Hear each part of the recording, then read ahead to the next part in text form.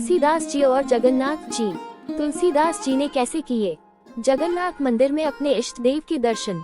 एक बार तुलसीदास जगन्नाथ जी के दर्शन के लिए गए, क्योंकि उनको किसी ने कहा कि जगन्नाथ जी में साक्षात ईश्वर के दर्शन होते हैं।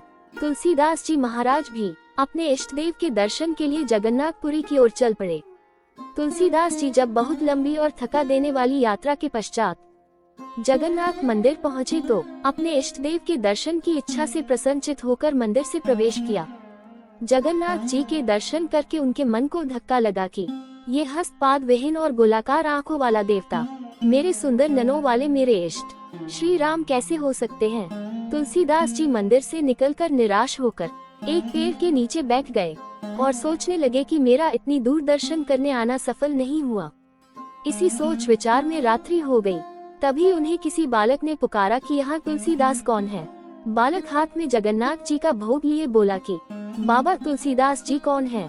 तुलसीदास जी सोचने लगे कि उनके साथ जो श्रद्धालु आए हैं उन्होंने पुजारी को बताया होगा कि तुलसीदास भी दर्शन के लिए आए हैं, तो उन्होंने मेरे लिए प्रसाद भेज दिया होगा।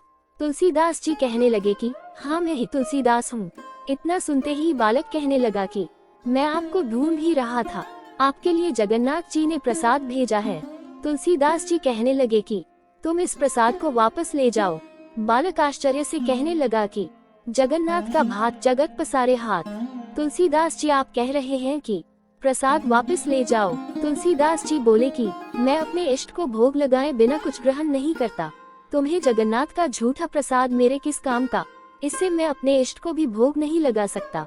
बालक ने कहा कि बाबा आपके इष्ट देव ने ही भेजा है ये प्रसाद। तुलसीदास जी कहने लगे कि हस्तपाद विहीन ये देव मेरे इष्ट कैसे हो सकते हैं। बालक कहने लगा कि आपने रामचरितमानस में ये किसके रूप का वर्णन किया था।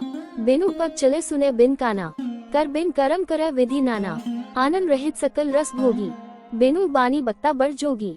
इतना सुनते ही तुलसीदास जी की आंखों में अविरल आंसू बहने लगे थे और मुख से शब्द नहीं निकल पा रहे थे। बालक ने थाल रखते हुए कहा कि मैं ही तुम्हारा राम हूँ और अदृश्य हो गए। मेरे चारों द्वारों पर हनुमान पहरा देते हैं और विभीषण नित्य दर्शन को आते हैं। प्रातः आकर तुम भी दर्शन कर लेना। तुलसीदास जी की आंखों से आंसू बह रहे थे। उन्हें अपने शरीर की सुध बुध नहीं रही और उन्होंने स्नेह से भगवान जगन्नाथ का प्रसाद ग्रहण किया।